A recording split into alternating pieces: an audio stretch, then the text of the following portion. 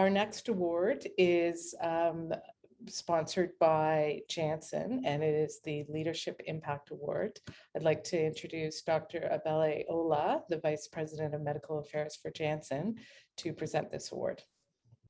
Thank you, Wendy, and hello, everyone.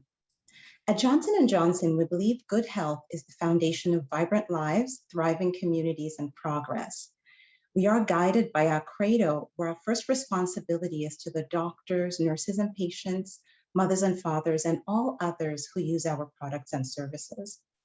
Our ultimate goal is to help people live healthy lives, a goal for which we have been innovating for more than 50 years.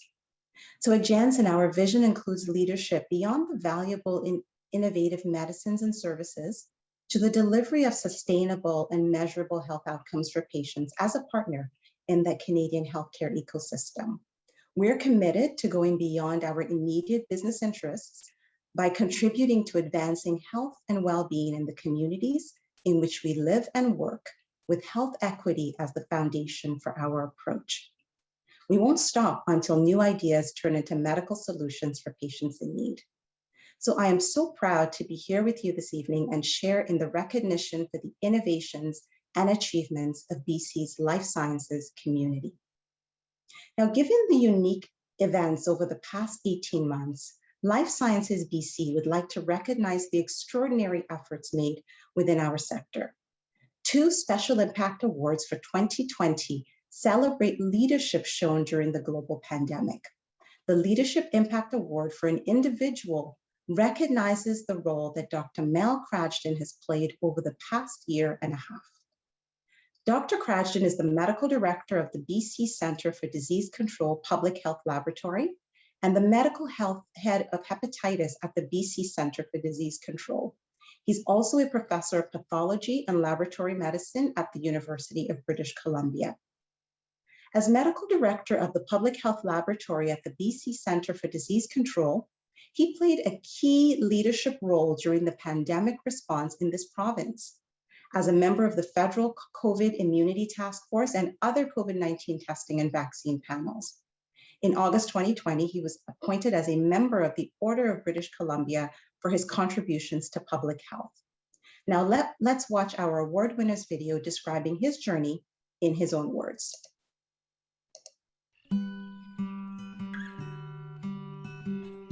Just been completely relentless. It's just unbelievable to have gone through this.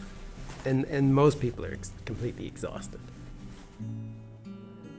In 2016, when I began as the head of the BC CDC Public Health Lab, I was working with Perry Kendall and Bonnie Henry to develop a kind of strategy with the Ministry of Health of what a public health lab needs to do. And the first was having the right centralization and decentralization of testing. The second element was to have a critical mass of people who were engaged in day-to-day service work. And those people were also to be part of an academic hub and indeed were part of a UBC training program. And those 3 elements together create the ability to anticipate and respond to threats. And the last element, of course, is data. And those were what was brought to bear when this pandemic evolved.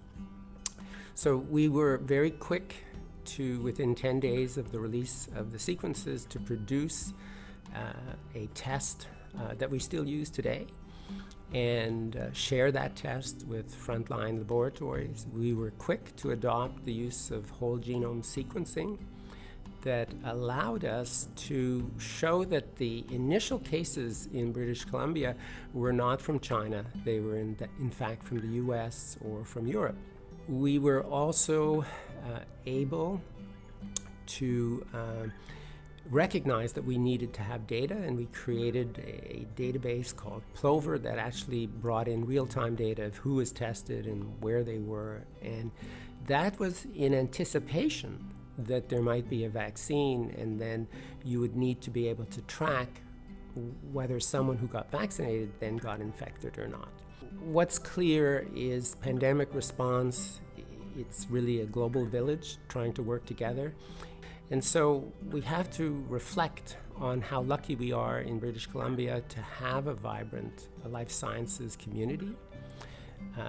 I think that the work that is involved in pandemics is very similar to the work that needs to improve healthcare. And we need to create and forge better ties between public health, clinicians, academics, industry. And the other thing we learned from this pandemic is the fragility of the global supply chain, plastics, reagents. And I think that it really behooves us to learn from this pandemic and transform how we respond as a society.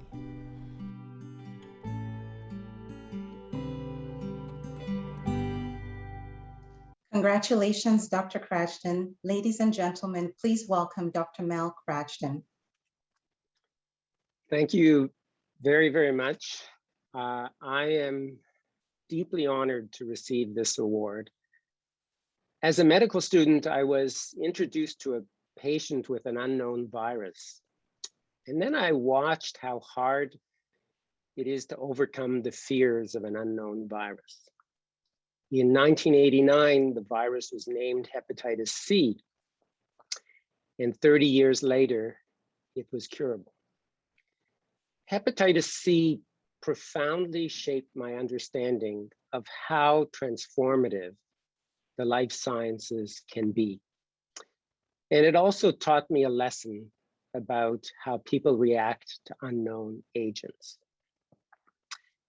There is no black, there's no white, but many shades of gray. For COVID, what would normally take science and humanity 30 years has taken about 20 months and counting. Never before have we seen so much information and disinformation. BC's vibrant life sciences sector, as you have all heard, has contributed to COVID mRNA vaccines, therapeutics, and more. Led by Bonnie Henry and our political leaders, evidence-based public health measures were used to try and balance economic and societal needs. As we all know, it's not been easy, nor has it been perfect. But BC is indeed a global beacon in its response. I want to take a stab at predicting the COVID endgame. COVID can only be tamed by vaccines or immunity after infection, and is likely to remain with us. The risk of developing severe COVID after vaccination is very low.